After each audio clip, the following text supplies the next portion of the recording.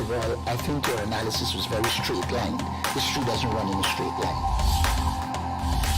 Kid, you cannot tell your neighbor he is stealing ducks when you are stealing funds. As High Commissioner, I was wrong.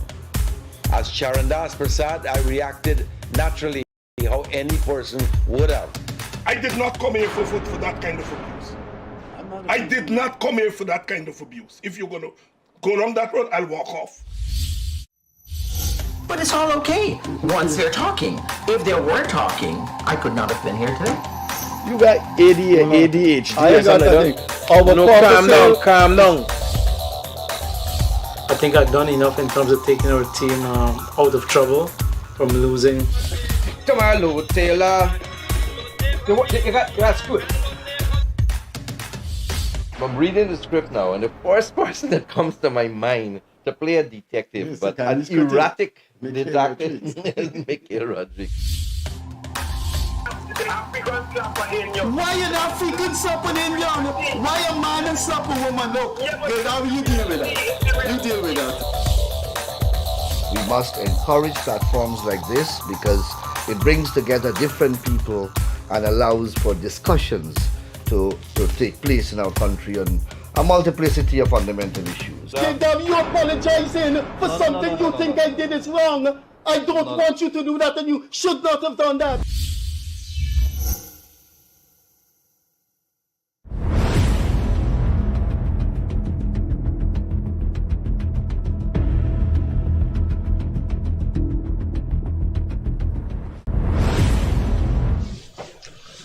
Hi there, welcome to the Gildarie Freddie Kissoon show. We come to you twice weekly in the evenings, Monday, Wednesdays, and Fridays. Alongside me is our evergreen journalist, Leonard Gildarie. Tonight, our guest is an iconic Guyanese, and I will take some time to briefly describe his experience. But before I do that, another bit of introduction, and that will lead you to the value this gentleman has played in recent time. Now, Gildarie announced on this program that, I'm not giving out his age, he announced on this program that he'll be 50 in December. It means when you had the 73 election rigging and 2 Barbizons were shot trying to stop the military taking over the ballot box, Gildarie was just born. But one of the things that those who were around at that time would know is that one of the disasters that could face any country is permanent leadership. When a country has permanent rulership, those rulers are not afraid of doing anything because power is guaranteed. And our guests played no small part. And these kind of historical contributions must be recognized. And I am glad I have recognized them in my column, and we recognize it this evening. Our guests played no small part in March 2020 in confronting and exposing 5 months of election rigging that would have led us back to permanent leadership as we had in the 60s, 70s, 80s, and the beginning of the 90s in Guyana. That person is Captain Gerry Gouveia, who, as part of the private sector, sat down in the studio with us at Cultural Radio with Leonard Gildarie, and he told us what was going on, and then he would say, I have to go out now, I have to shuttle the diplomats and the observers around. Then, last month, one of the biggest tragedies, saddest tragedies engulfed this nation, where a fire was set at the dormitory and 20 little children, young teenagers, lost their life. And Captain Gerry Gouveia went in thunder and lightning and what we call the uncivilized hours and descended into Mahdia. That is the iconic Gerry Gouveia. So I will turn to him and ask him about something 70% of the Guyanese population was not around to see, but he saw it. 44 years ago, a global tragedy occurred in Guyana. A cult headed by a man named Jim Jones forced just under 1,000 of his followers to commit suicide. And one of the pilots who descended on Jonestown was Gerry Gouveia. 44 years after, he was in a plane at that tragedy in Mahdia. So my question to Gerry is, do you sleep good in the night? Yes, absolutely. But I want to go back. I want to tell you something, Freddie. When I was in the Ghana National Service, I used to be picking cotton and planting cotton and bonding with my fellow Guyanese. It was really a place where we were able to live together. And then I got the offer to this government, the Guyana Scholarship, to go to Embry Aeronautical University in Florida, one of the best aviation universities in the world. And I went there, and they spent tens of thousands of US dollars on my education back in 1975, 76. And when I came back home, they brought a contract in front of me and said, we want you to sign this contract for 5 years. I said, I wouldn't sign a contract for 5 years. If you spend this amount of money in my education, I'll never leave. And it was 12 of us that went. And my friend looked at me, are you crazy? They wanted us to spend 5 years. And my feeling was that at the end of 5 years, when a government spend that kind of money on the young people, 5 years, you're now getting to a point where you have the experience to really give back. And to spend that kind of money on a profession like being a pilot, to me, it was unreasonable to ask me for 5 years. You should ask me for a lifetime. And I gave my life to it. And so today, I feel vindicated. I feel that my country has educated me, and I stayed here, and I trained pilots, and I built a company that employed 300 Guyanese. I was involved as a pilot, and because of this opportunity I had from my education, I was able to be almost involved in almost every major event in Guyana for the last 45 years, and in a way that my contributions helped make a difference. And so when I think about these things, I am still forever grateful to the Guyanese taxpayers whose money was spent in educating me, and the fact that I stayed on here. And today, my two sons, they're also pilots, and I want to just make one slight correction, Freddie. When I trained a lot of pilots, a lot of people over the years, and my son was one of them. And my son, Gerry Gouveia, actually was the pilot that went to Mahdia. And I want to tell you, one of the greatest, with all the things I did in my life, I did some dangerous things, saving people's lives in the mountains, losing engines, having emergencies, but nothing could be as traumatic as having the power in my hands to stop it, and I don't stop it, and I dispatch my son into the night to go to Mahdia. So I was standing on the ground oval with President Ali with me, and I trained my son over the years when he came back from Canada to do these things, and he's been doing it all the time. We've been saving people's lives, but that particular night, it was a time when planes should not have been in the air. There were lightning and thunder, and for me, the greatest sacrifice I've made for my country is standing up there that night and dispatching that plane with my son when I had the power to stop it, but knowing that it was a sacrifice to save the lives of those young people in Mahdia. And I just wanted to say to you, there's no sacrifice. You got your daughter, and I'm sure you could relate. As a parent, anything could happen to you, but happening to your children, especially when you got the power to stop it. And so I just wanted to say that to you. Well said, Gerry. And that has expanded your iconic status. You risked your son's life. I know I have a daughter. I know how it feels when you lose a pet. You have your son and you sent him there. I mean, respect, man. Respect. Thank you, Freddie. Thank you, sir.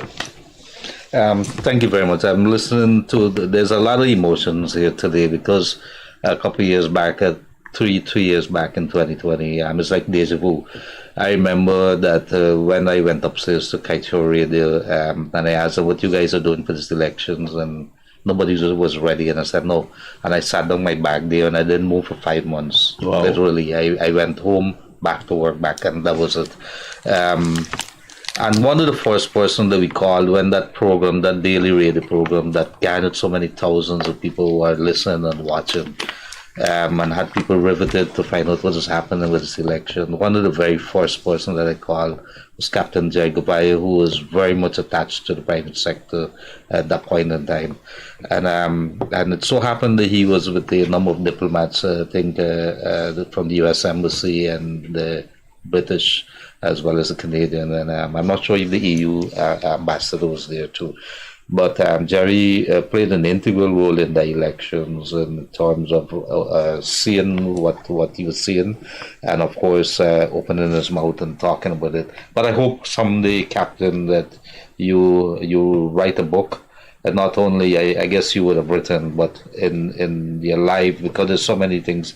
Freddie would have listed the Jim Jones and some other things, but there would have been other experiences that you would have had your hands on, key points in time in Guyana's history that people should be able to view it through your eyes, not only as a Guyanese who decide to stay, but so many things. This morning I picked up the phone and I called somebody in Diamond who was attached to the NDC, and I said, where do I go vote? He said, where you living? I said, I told him I'm living.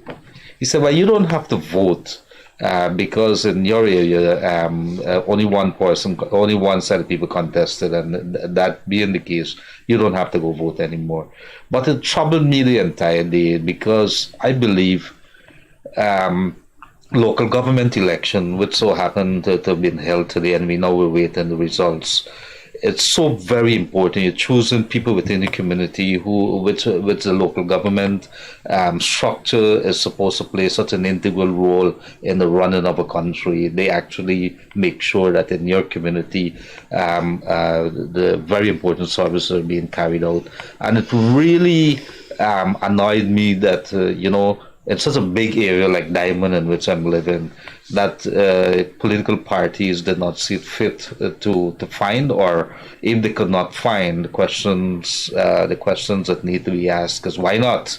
We have a very important, or we are in a very important time now, where the country is headed down a road, and we need all hands on deck. And it cannot be all about elections where you're looking for power to have a ministerial position. It has to be at every point in time, every elections that you play a role in. So I am not too happy with that.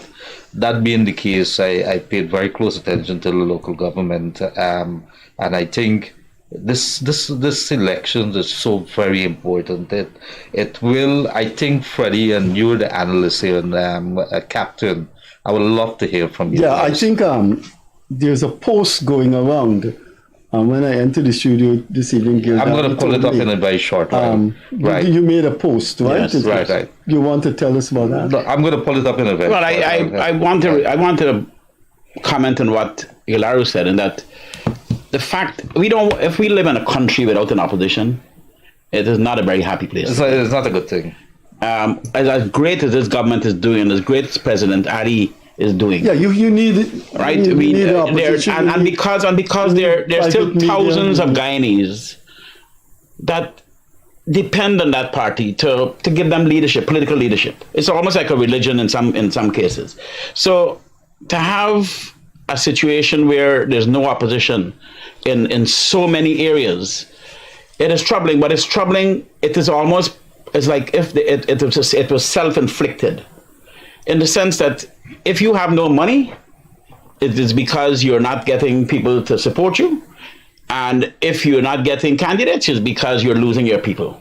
And if you wanted to read what I said, it might be appropriate, because I think it's something. I was even a little presumptuous to write it, but I thought I should write it. You got to do it, right, Gildarie? I'm going to read it. As I reflect on the just concluded local government elections and the upcoming general and regional elections in 2025, I'm troubled by the behavior of certain leaders of the PNC and their social media supporters who are publicly accusing their own supporters of being unethical and taking bribes, using derogatory language like house slaves and sellouts.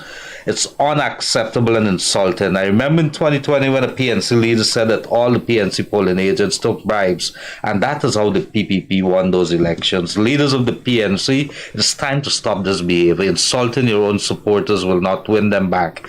Instead, you need to engage in serious introspection and strategizing to understanding why they're leaving and how you can better serve them. Furthermore, it is important to recognize that the business community is interested in results, and the leaders who operate with integrity, instead of abusing the private sector, focus on their plans to improve education, agriculture, tourism, housing, and productivity in the private sector. By doing so, you can win the middle ground and gain more support. Continuing with hate speeches and racial strategies will only lead to further loss of members and supporters. It is time to change your approach and work towards a better future for all. Based on that statement you issued, it may be devastating for them in the morning when those results come out. You can't go fooling people like that, manipulating people, like cussing down people like that. Unfortunately, the first day that the opposition leader was being sworn in as the opposition leader, he went out and he attacked the private sector. The same private sector that you may want to turn to for support, you attack them there. Then you attack the international community involved in rigging the Guyanese elections. And then he also, the fight that he did internally with Joe Harmon, that's a different matter. But immediately the first thing you did, the first day, was to attack the private sector. Rather than win friends and influence people, rather than win international legitimacy, which is what you should do as a political leader, he went off and attacked the international community. He went off and attacked his private sector. And then now they're attacking their own supporters by calling them house slaves, Uncle Toms, sellouts. And I mean, it's just crazy it's almost like they're in a self-destructive mode, which is not good for Guyana, because there are thousands of Guyanese who depend on them for their political leadership. Well, it's going to be psychologically devastating to those people who see that kind of leadership. But you know what I find unacceptable, Freddie, and I hear it and I can't understand it. How could we be so intolerant of people who express a different view or decide because you're a different color? Whatever you are, you're Guyanese at the end of the day, full stop. If I, as an Indian man, decide to support the PNC or the AFC or whoever it is, except the PPP, that's my right. Why is it that because this gentleman here does not support the PPP, decide to vote for the PNC? So for the PPP, he's a house slave. What makes you a house? How do we come up with these terms? You listed your career and you went to the aeronautical school. I guess the apogee of that would be National Security Advisor to the President. It's a very, very sensitive job. Actually, that when I accepted this position, there's a lot of people who say, "Oh, Gerry, you're not an army general or you're not a policeman." But people don't understand national security. National security got everything to do with national prosperity. And national prosperity, they have nothing to do with money. National prosperity got to do with the creation of an environment where social justice and social cohesion is the order of the day, where every citizen, where you have a government that is creating the environment where every citizen, regardless of the color of your skin, your race, your gender, your religion background, have equal access to the opportunities, where the private sector is being able to function, the enabling environment is being created, where democracy and transparency is the order of the day, where our international relations are good. And if those things happen, in fact, there are 6 pillars. And if you get those 4 right, then the other 2, which is the army and the police work, they become easy. So the creation of national prosperity is the objective of national security. So, but to get national security, we have to work on those things. So every day, my experience over the last 45 years of being in the army, dealing with security issues, but also particularly dealing with development of the tourism sector, I was the head of the Prison Sentence Management Board. As the leader of the private sector, president of the Chamber of Commerce, and dealing with all of the things for nation building and national development that I did, it makes it, to me, I'm very comfortable in this role, and the president and I deal with a lot of things on a daily basis, and I have an excellent relationship with our joint services and the leadership, and to me, it's a perfect place for me to be at this time in my life. How you felt when you heard about the escape? in particular? Oh, I'm not, all of us said, oh, infuriated. not again. No, Not again. infuriated because, and maybe it's not public as yet, but it should be, that there was a specific. First of all, I never agreed that Mazruni prison should be a place to hold high-profile prisoners, particularly because it's in the boonies. You have no ready reinforcement to that prison. The army is so far away, the police is so far away. In particular, you have a small detachment of police, and that prison is surrounded by the river. It's surrounded by jungle, and so I always felt that if you put a high-profile prisoner in that prison, that you could have people breaking into that prison. And which is exactly what happened. You had men with guns attack that prison. We have never had that happen before. But more particularly is, that prisoner there was a prison built for him, a high profile, a high security prison, and he should never have left that building. If a visitor wanted to go and visit him, they could have blindfolded the visitor, take the visitor to see him, and at the end blindfold them back out to the prison. To take him out of the prison, a prison that was built as a high security prison, so that this man, because he was so dangerous, not to leave that prison. There was actually a cage built adjacent to that prison so he could have sunlight. But to take him out and drive him along a track 10 minutes, 15 minutes away in an open field, it was ludicrous. And so I was infuriated when that escaped. It should never have happened. Well, I think you went down there as a security. I've been there many times. Yeah. No, not this time. No.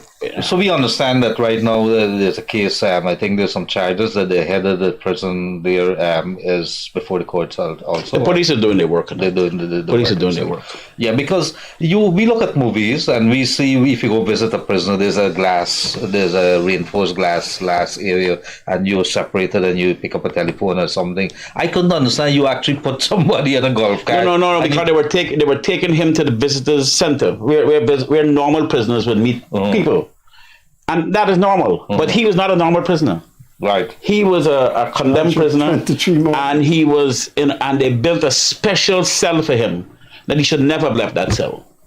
He should never have left the cell. It was built for. Anyway, I mean, good news is I think the police are doing their work, and let the investigation continue. But you would want to see a change in that policy vis-a-vis Mazruni and dangerous prisoners. You would. But I'm sure we have actually done tremendous work in the Luziknan prison, for example. The government have spent tremendous amount of money building new prisons at the Mazruni, at Luziknan prison, and so there's no more overcrowding, for example, and prisoners are now being kept in a lot more humane condition. At one time when they burned down the Georgetown prison and burned down the Luziknan prison, they were in cages, which was terrible. But I must tell you, this government worked around the clock overtime to correct that. And today you go there now and they're brand new prisons, built to international standards. And if you had to do high profile, dangerous prisoners, you probably need to put them there. Are we moving away from where to more from the side to the rehabilitation side? Well, absolutely. I've been the chairman of the Sentence Management Board for the last maybe 15 years or 20, with the exception of the 5 years that APNU was in power, because I was removed as the chairman of that board. But for all the years I was the chairman of that board, we actually went into prison. And what we do when a person is sentenced to prison, if they're there for 5 years, when they enter the prison, we have something called an entry poll. So we take your biodata, we take if you want to be a carpenter, if you want to be a farmer, and while you're in prison, we manage your sentence for that period. So if you want to be a farmer, if you want to be a shoemaker, if you want to be a furniture maker, and so rehabilitation was a big part of what we were doing, to the extent that when your time has come, because you see, people got to understand, a prison in your supermarket, in your schools, in your churches, they're ex-prisoners. And so you have to, rehabilitation got to be a big part of the prison strategy. And that is what we were doing, to the extent that at the end of a person's time in prison, they could be given 2 certificates. One is a technical certificate of competence, and another one is the character certificate. So that when we then ask the private sector about employing people, because we believe in a second chance. We believe that people must be given a second chance and they must make the effort. And we created that environment in the prison for it. I used to, for some days, just to ensure it was working, because to rehabilitate prisoners, Freddie, it needed to be done in an environment that is conducive to change. So it can be a crude environment. So, for example, issues of prison abuse had to cut out. The issues of the quality of prisoners' food. I would ride my mountain bike from behind South Rumbelt and ride all the way to the Lusinan prison and go to the door and rap on the door so I come for lunch. And I would go there, sit down and eat so they never knew when I was turning up. I'd be flying my plane coming back from Cameroon, land at Bartica, take a boat and go over to the Mazruni prison, knock on the door, I come to taste the food. They never knew what they were getting when I was the chairman for the board. I'm still the chairman for the board now. But the point is that we were doing all of that, and then in 2015, when they disbanded the board, because I'm telling you, if that board had continued, I don't believe the fire in Camp Street would have happened, and certainly not the one in this, because we were embedded and entrenched in the prison population, talking to people, listening to them. If any prison officer was cruel to a prisoner, we dealt with them, and so on. So we had created a different culture.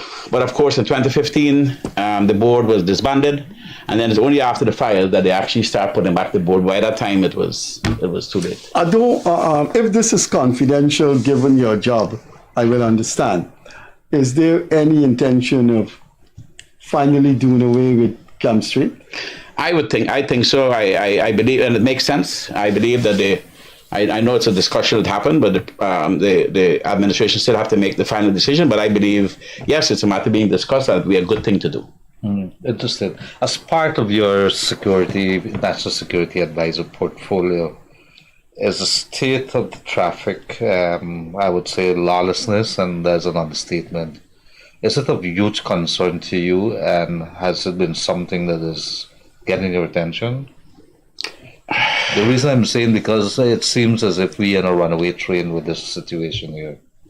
I don't necessarily believe that we have a runaway train and lawlessness. I think there are still thousands and thousands of decent people and decent Guyanese. I think we do have a lot of indiscipline, but I don't believe it's overwhelming the sight. I don't believe they outnumber the rest of us who want to live and decent lives and don't have conflict with our neighbors and so on. But we do have a phenomenon of it happening. We see it in minibuses. We see it people fighting in the streets and so on. I think the church got to do a lot of work. I think families got to do a lot of work. I think we have to do a lot of work in the schools. And that is why when you think about crime and you think about national security, when people talk about crime, well, what are we doing? It goes back, early childhood education, Freddie, for example, is one of the strategies that countries use to ensure that young people up to the age of like maybe 9, 6 and 7, the early childhood education is vital to ensure that more people go through tertiary education, less people in jail. So if you look at the statistics, and we actually did a program with UNICEF on this matter. So creating an effective early childhood education strategy really contribute towards less young people going into jails, more people going through tertiary education and so on. And then it helps with crime. So we have a lot of work to do in early childhood education. Right now you might have a daycare center pop up here, another one pop up there. But what we need, and then they had a big conflict between whether early childhood education fell under the Ministry of Health or whether it fell under the Ministry of Education. And so that people were not a unified and standardized program for early childhood education, which is something we need to do. You were here almost 9 months ago, and that incident happened after. But I'd like to ask you, and if you think you don't want to touch on it because a sister company, I'll understand. But the Civil Aviation Authority put sanction on a company at the airport at Ogle because a pilot was dismissed because he refused to go into a plane in which a part was fixed that should not be in the plane. I'm not aware of the specifics. It was given. But I would say to you that the pilot decision is final.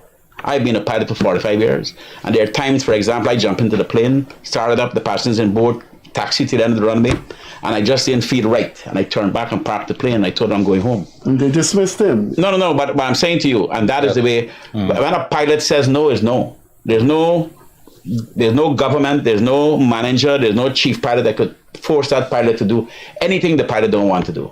And if there are companies that force pilots, then civil aviation have a right to sanction them. Captain, I've asked our commissioner within GCOM, Mr. Sesgun Raj, if he could just get an update as to give us a sense what played out today in the local government, and he's agreed at 9 o'clock to facilitate us for a few minutes. So would you be kind enough to facilitate us to have the call? I'm not sure when is that now? Yes. Okay. Yeah. Thank you. In the meantime, that is coming through.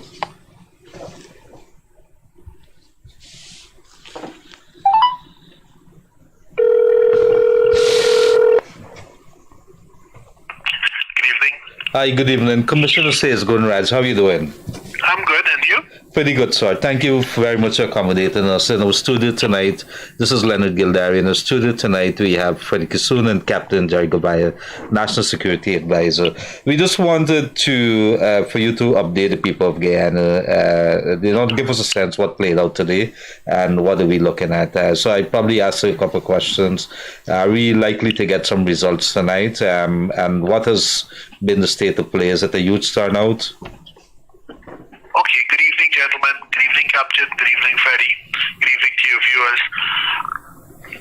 As at the close of poll today, there were no major incidents reported. From the opening to the closure of poll, the process seemed to be very straightforward without hiccups. Of course, there were a few minor issues, as are normal in the electoral process, which were quickly resolved. Those issues, in some regard, related to weather. Those issues related to incidents in the polling station. There was one incident where a stamp malfunctioned. All normal issues that arise during the course of poll, and all which were remedied almost instantaneously or as quickly as humanly possible. That being said, polls closed as far as I'm aware without incident at 6 p.m. for the most part. The turnout, the report that I've gotten, has not been the greatest turnout. However, people did turn out to vote. As at the close of poll, my report is that there were no incidents. Subsequent to the close of poll, and it has now been 3 hours since polls have closed, I know for a fact that several polling stations in many of the local authority areas throughout the areas that had elections today, polling stations have started to post statements of poll. I have seen some of those pictures have been taken outside of the polling stations where statements of poll have to be placed in a conspicuous place. I have myself received a couple of those photographs already, so I know that statements of poll which represent the results of a particular polling station have been published in some areas. Of course, as you know, to ascertain the entire result of a local authority area or a constituency, it requires a tabulation of process to be undergone, which will be done at the offices of the returning officer for every local authority area. It is only after the completion of that process that the result of the constituency and, by extension, the local authority area will be had. I expect, because of the number of statements of poll that I see being published, I expect that maybe within a few hours that we start to see that tabulation resulting in results done for complete results for local authority areas to be published. Thank you. Sis, Don't let him go yet. Sis, Freddie here. You hear me? Yes, Freddie. When you think we will get the Georgetown municipality results? Early in the morning? I know that Georgetown has in excess of 300 polling stations. Those 300 polling stations will have to be tabulated. I think a reasonable estimate would be by midday tomorrow, and that is just my personal opinion. Okay. And I agree. I agree. I just want to confirm. This is Gerry. Hi, Gerry. That the Private Sector Commission as well field, the number of observers today, and I think they issued 2 or 3 updates, and it is exactly consistent. We are exactly where we were in 2020, where the actual voting process was seamless. It was efficient. The GCOM staff was professional. They were coaches. They were helpful, and the systems worked like clockwork. Now we are still going through the count. At the moment, the count is still happening, and then the tabulation. So we still 2 other stages to go. But I totally concur with what Sage says. Thank you very much. No, but don't let Sage. Go right ahead. I wanted to say, when I heard you said you were bringing Sage on, January 17th of this year, Sage Conrad wrote on his Facebook page, people don't choose a side based on who's right or wrong. They choose the side from which they think they can benefit the most. Sage, you remember that? Yes, I do. And Captain, you shared that, and I said to Sage, I said some links on it. I said I read this note from my friend Sage, and the fire in my belly boiled. At the personal level, I could never imagine taking a side while consciously knowing that the people I'm standing with are cheaters and liars and wicked and evil and does not have the moral fortitude found in honesty, integrity, and honor. And most of all, does not live and breathe every day with desire to work hard and harder every day to make Guyana a better place. So it says no. Only evil people will join with other evil people. My mother said, show me your friends and I'll tell you who you are. More importantly, I'm a firm believer that goodness will always triumph over evil. So it says, I didn't agree with you. But I have Freddie as a friend. Sis. Well, Gerry, I see these pistols that you're posting on social media. I hope they are not snippets from any upcoming publication. Freddie will certainly encourage you in that direction. Yeah, he's writing his I don't want to give myself credit, but I was pushing Nascimento to do his autobiography, and he said it's finally being done. So can I push you, Gerry? People want to read about Jonestown. Jonestown is just one chapter. It's coming. It's coming. Yeah, it's coming. Says you have to write your autobiography. You have to say it's still a young man. No, but in about 40 years when I reach to Gerry's age and start Freddie. That is not even nice. No, it has nothing to do with age. You should apologize. Remember 2020, they kick out the building? That is true. Commissioner says, Gunraj, I thank you very much for accommodating us. Do have a wonderful night. We'll be touching base with you again. Have a great night. But Gerry, you're writing the thing. As always, I might need your help. No, you're writing the thing for you, Gerry. All right. You always want to read people personal autobiography. This man touched down at Jonestown, which remains one of the global tragedies.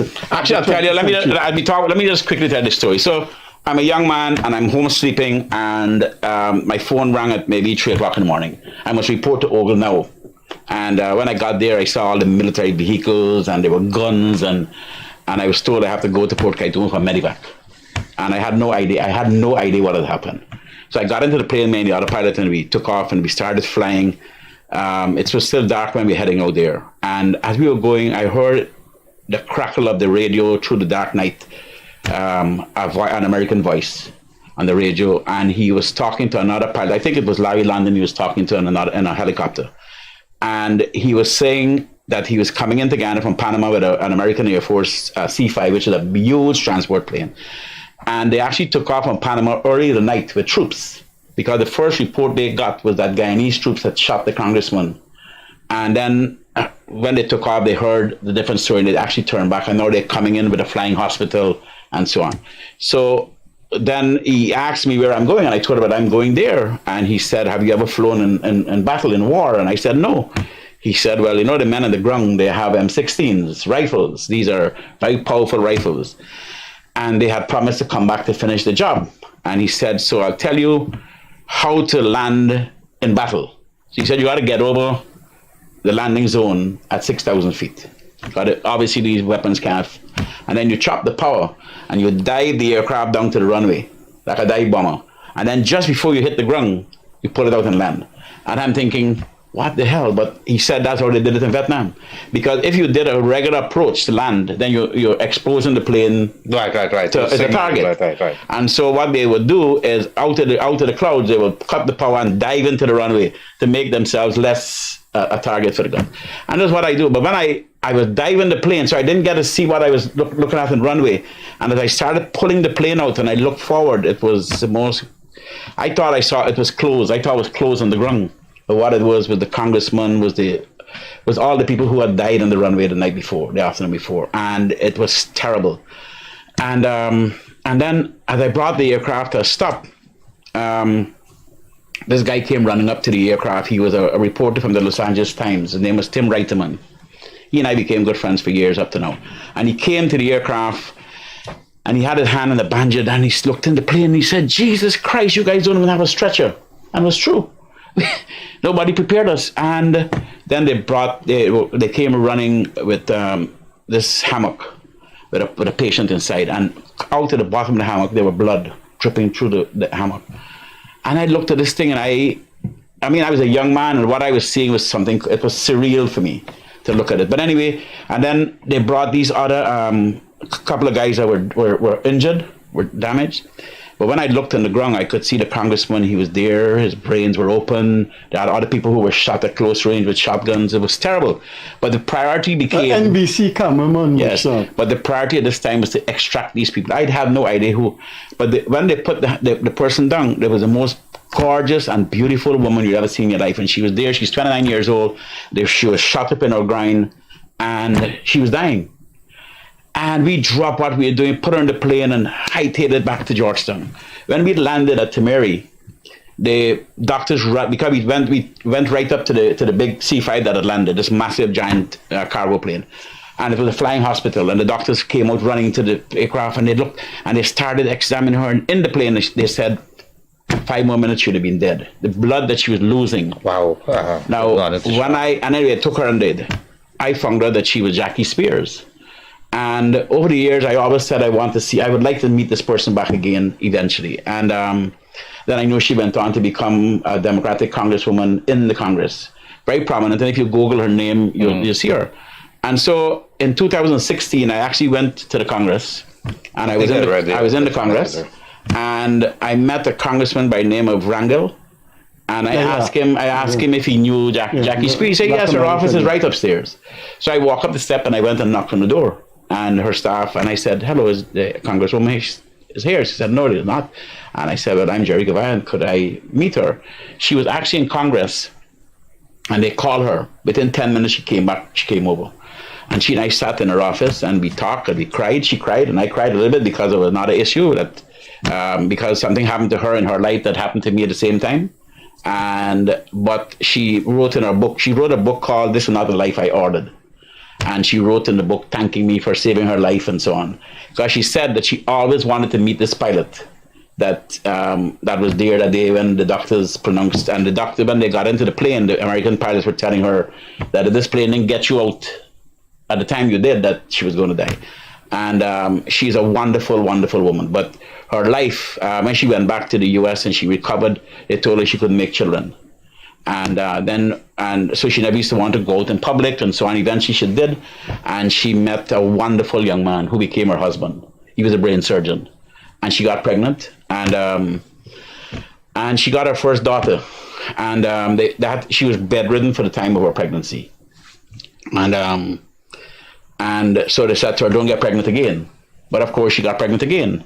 Now she's bedridden again, and she's in bed this night, and she's in bed that night, and her phone rang. And it was the 18th of September 1994. And her phone rang, and the person said, is this Jackie Spears? Said, yes, your husband just died. A drunken driver just slammed him and killed him at an intersection. After surviving Jonestown. And what was coincidental, as she was talking about that, it was the same night that I crashed in the jungle. And those of you would know I had an accident many years ago, and it became, when I heard what happened to her, what happened to me, it was like, 36 years before we were in that incident, and here we are today, and at a time when her book said, "This is not the life I ordered." And so she had a whole set of things that happened to her, but now she's a very prominent, highly respected congresswoman. Oh, she's still she's still there. Yeah. But when I had asked her to come back to Guyana, and she got very bad feelings and very bad memories about Guyana, so she never did. She never did come, but I'm hoping that one day she will come to understand that Guyana really had nothing to do with Jonestown. While we created the environment for them to come and do it. And let me tell you, Freddie, I went there many times as a young man. I would flew Dr. Ptolemy Reed, because agriculture is a big thing for him. And we'd go, if you see the work these people were doing at Jonestown, they were cultivating the land. They had built beautiful small houses. They had factories. It was just amazing. And it was something that we could have emanated. Because I came out to national service and we were building these centers along in the hinterland as well. When I went to see what they were doing, it was amazing, and they were happy. They were working. But what had happened is that when Jim Jones finally left California or San Francisco, he came to Guyana because he had this young boy with him, and the parents for the young boy had filed a motion in the courts in San Francisco for him to hand the child back to them, and he ran away from the United States and came to Guyana. The parents came to Guyana and then ratified the ruling in our High Court. And so Jim Jones came here, and he was very paranoid, and he used to tell them every night how the GDF will come and attack them. And when he came with another 700 people. So when Jonestown was built, it was only built for 600 people. But by the time that Jim Jones came to Guyana and brought these other 700, now they overloaded the system. They had no food. They used to rotate how they sleep, because they didn't have enough sleeping accommodations. So people sleep in the day, and people would work, and then they'd exchange it and so on. And Jonestown actually started out as a really great place, but it ended up as a nightmare that we never could all. And Guyana was not to blame for it. Guyana created a place for them, but because of what he did, made it into a nightmare. But let me get your view on this. As a massive global tragedy of the 20th century, shouldn't it have been preserved for visitors? Absolutely. I heard the places recognize it. I've always said. But can't you do something? I've always said that Jonestown, the lessons from Jonestown is bigger than Guyana. It is a lesson in humanity. It's a lesson that if you give any one man the kind of power, we've seen it in history. And so we need to be able to preserve that memory, that lesson, and let the world, they got scholars, students, families, who really should be able to come back to a place called Jonestown, where we have memorials where we have maybe the pictures and the story. And so people could keep learning. We had Waco, Texas, that happened not very long after that. They burned the whole compound. We have to learn from what happened at Jonestown and never give one man the kind of power. Whether it's a religious power or a political power, it should never happen. So what it looks like today? It's terrible. It's terrible. The jungle. Actually, for many years, I took scores and scores, BBC, CNN, ABC, and I would take them to Jonestown, because I used to go to Jonestown when it was alive. I know where Jim Jones, where the Jim Jones house was. I know where the pavilion was, because after the tragedy, next we went in actually, and we were able to see it was sad, all the people who were there. And Freddie, as a young man, a young pilot, we had met many of the young girls from Jonestown. They used to be in the city. And I think it was part of their strategy. When they first came here, they had people in agriculture, used to go and talk to the farmers, people in the medical field, and they had young girls used to come and wander and have parties. And so we used to go to parties at the house in Downhaugh Gardens. And so a lot of the young people we knew on the day when we went in there, I think it was Monday or Tuesday, they were but you could see these young people that you knew, and they were sleeping. At least that's how it looked, but they were dead. And so I knew Jonestown, and so over the years, I was able to then take many people, really the news agencies who were doing documentaries on Jonestown, and I met many of the survivors of Jonestown, including Jim Jones' two sons, Stephen Jones and Jim Jones Jr., and to hear the perspectives from them, even the background information. So I developed a really acute understanding, deep understanding of what happened and the lessons that we could learn from this. But unfortunately, somehow the other governments, the PNC government and the PUP government, somehow didn't see the importance of it, and they always, and people feel ashamed, like we're Guyanese, like somehow we had a responsibility for Jonestown. We did not. we actually wanted to develop our hinterland, and especially if we wanted to do it in the area that Venezuela was claiming.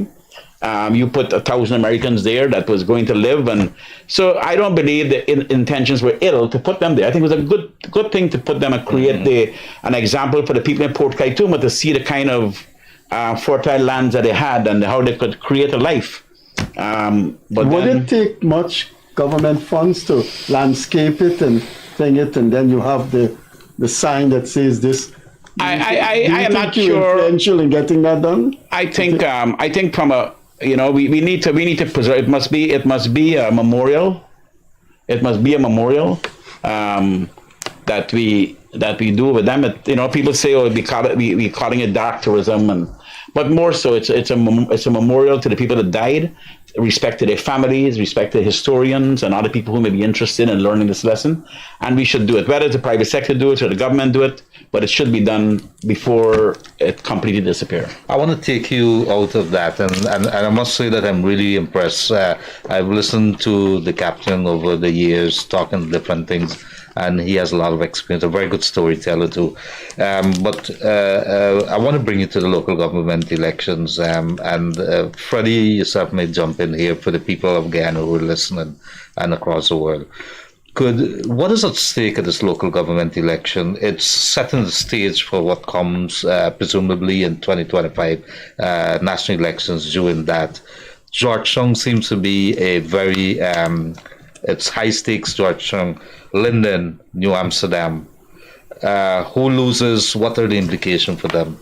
I want you to maybe give us some implications and some possibilities or whatever you want. You the guest. We have to. We're here to highlight your story, your perceptions, your conceptualization. Let me ask the question directly. If and you outside of your NSA hat that you're there. He's an experienced Guyanese, one of the most experienced Guyanese. If the PPP increases, I think, 6 seats they have right now, and they step out in the increase in the 6 seats, let's say on the long shot they take Georgetown, what does that mean for Listen. For 50 years, this city was under the control of the PNC, right? For all of existence. And the garbage city, the drains, the burial ground. It is one of the most disgraceful things. What happened to you? Right. Corruption. There are some indicators to judge us countries by. The way we treat our dead people, the way we treat our old people, the way we treat babies, and the way we treat pregnant women, right?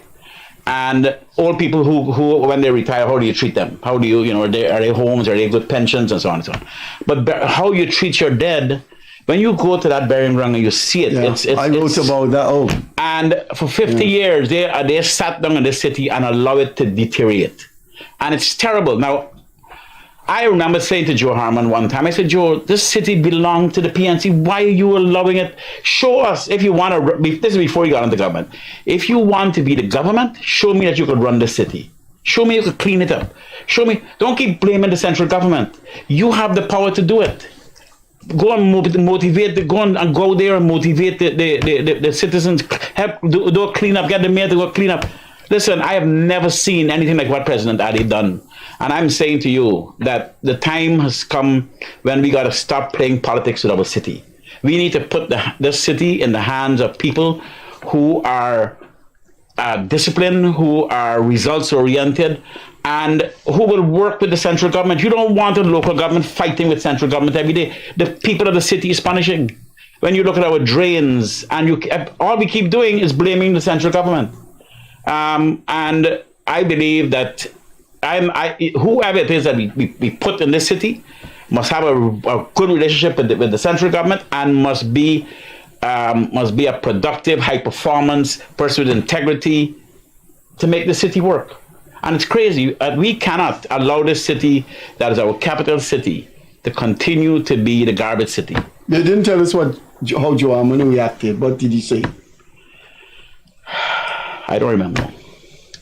I don't remember. He was your squaddy, or he would have been your He was senior to me. But Joe and I have always been friends. in the army, and when he was an army officer, he was more in the intelligence, and we were always good friends. So I was able to talk to him, but of course, they never did anything about it. And so the city, I look at Linden, for example. Linden is the gateway to our hinterland.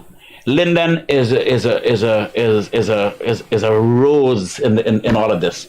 And Linden need to be productive. And I remember at one point in time, I was actually going to move a part of my company to Linden. I was going to put two of my planes on the ground Linden runway. And I was going to move my boats in the creek, in the river, to do tours, and then have people, rather than flying from Ogle to Kaieteur, they would drive to Linden. We do a tour at Linden and then fly them from Linden to Kaieteur, which is now half day, and it was going to become more affordable. And I was moving full speed ahead of that. I had actually put in a bid to maybe take over the annex of the Watuko house and make it a place where people could, because it was all running down. And very shortly afterward, they had the massive protests at Linden, and then I said, if I had done that, and then you shut down, every time you get angry, you shut down the bridge, and you shut down your tongue without understanding the effects it got to do on your economy and job creation, it's counterproductive. So I believe what is needed is leadership. People must have the right to protest, but you do not have the right to block roads and block bridges and shut down the economy. When you do that, you're actually damaging your own self. Our operator signal our time has come. I just want to ask you one question, and then Gildarie will come in. Your experience is fantastic. Could you just briefly tell us, what are the parts of Guyana you think are very lovely and comparatively with the rest of the world are lovely places? The Rupununi, there's only three last places like the Rupununi in the world. There's the Galapagos, the Serengeti, and in terms of the biodiversity. What's the what? The Galapagos. Oh, right. South America. Right. In terms of the value to humanity, in terms of the biodiversity that's in this area. So a lot of people think that our savannas and the Brazil savannas are similar. They're not really. Our savannas are low wetlands.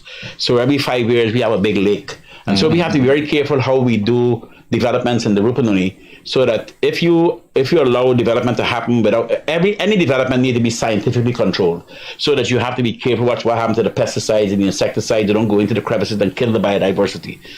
But the Rupununi is absolutely stunning. And then of course Matthews Ridge.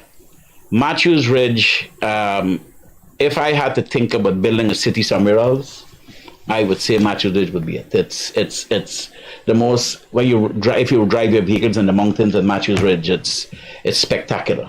And so those are two areas in this country that is just mind blowing. Gildarie, before you close off, let me see. You're going to become a pilot. Don't ask the man for anything. What is that? This is a wing that pilots earn when you become a captain. Don't take your eyes Gildarie, off you it. want it?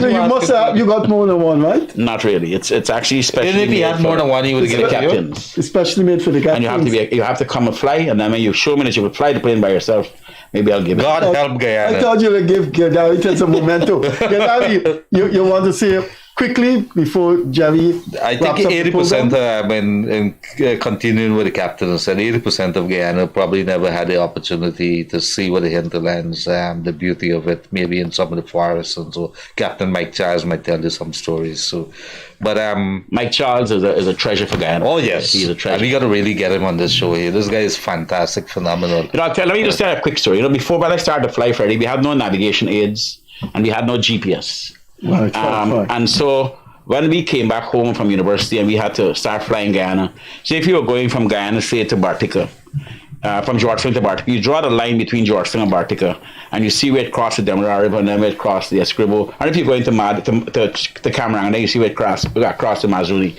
And so when you take off, you head the plane on the heading, and then you fly, and you see when you get to the Demerara, you see how the weather blow you. And then you have to make a little correction for the weather. And then you wait till you get to the Escribo to see if the weather blow you, and you correct it and so on. And so that's how we flew the jungle for years, just by looking down, knowing that. So we knew the rivers, we know the trees, we know the mountains and the shape of the mountains. And so when the GPS came, the GPS was actually mind-boggling. That is how, for example, to fly into the jungle at night, what we did when the GPS first come, and GPSs was started from in space. They had to use the GPS for astronauts to navigate, and then they use it in the Gulf War on the deserts because they had no geographic references. So when the Gulf War was over, these GPSs became available to pilots. And it was mind-boggling. And so we would then go to a runway, take a coordinate to one end, put a coordinate in the middle, coordinate at the other end, and so we have the alignment of the runway. And then we virtually project 2 outer markers, and we were able to fly straight lines, even in bad weather. Now, you have to be very careful, of course, because the GPS and the signals could deteriorate sometimes, so you have to know the safety altitude and stay above the mountains until you could see. So that's what we did. But I'll tell you, in terms of flying, knowing Guyana, most of the older pilots, you could blindfold us and take us almost any part of Guyana, take off the blindfold. And in 5 or 10 minutes, we would look out and we'll tell you exactly where we are. And that is how being a pilot in the days when we had no navigation aids and no GPS, that we had to look through the clouds and see a spot on the ground and had an idea where you were, so that how you were able to land at the places you were going to by just knowing Guyana. I will relinquish my closing remarks and ask Gildarie to do the same. Just briefly, tell us what is the highest point in your pilot career and the lowest point, very briefly, because we got to go and we don't know when we'll get you back here. Well, I had my plane that was when I first bought my first plane, it was hijacked and taken to Colombia. The people disappeared. We didn't know where it went, and that was I just got the loan. I just bought the plane, and these people came to Ghana and stole the plane and took it away. And I finally got it back 2 or 3 months afterwards, but it was a terrible time in my life. When I crashed, it was also a terrible time in my life. But the high point in my life is when I planted the flag of Mount Roraima. In 1996, it was Guyana's 30th independence anniversary. And the GDF normally go to Mount Ghana every year to put up the flag. And that year, the GDF said they were not doing it because the weather was bad, and morale in the country is at the very low. And I said to my staff, because I always wanted to go to Mount Roraima back again, because one day I'll tell you how my company called Roraima, how it became Roraima, named after the mountain. So I said I wanted to go back there. And I sat with my staff and we planned an expedition to go and plant the flag of Guyana, Mount Roraima, to mark the 30th independence anniversary. And I did it, and that was a high point in my career. But one day I'll tell you that story. Guyanese, wherever you are, ladies and gentlemen, around the world where you're watching this program, we have had 1 hour discussion with an iconic Guyanese, a man with vast experience, not only in Georgetown, but the entire Guyana, because he has flown the entire Guyana and has seen it all. Our guest this evening was, as I said before, the iconic Gerry Gouveia. And here is the interesting news that we will end with. He's writing his autobiography. Well, that is going to be a big seller. Gerry, I'm sure we're going to have you back here again. It is always interesting. Just the nature of your life makes an interview program so interesting. But we'll have you back here. Could we have coffee the next time? Freddie is not so very confident. But Gerry, a man who employs 300 employees should donate some kind of coffee machine here with the bags of coffee or whatever. Captain. Thank you very much. Always nice to have you. Yes, sir. All right. Thank you very much, guys.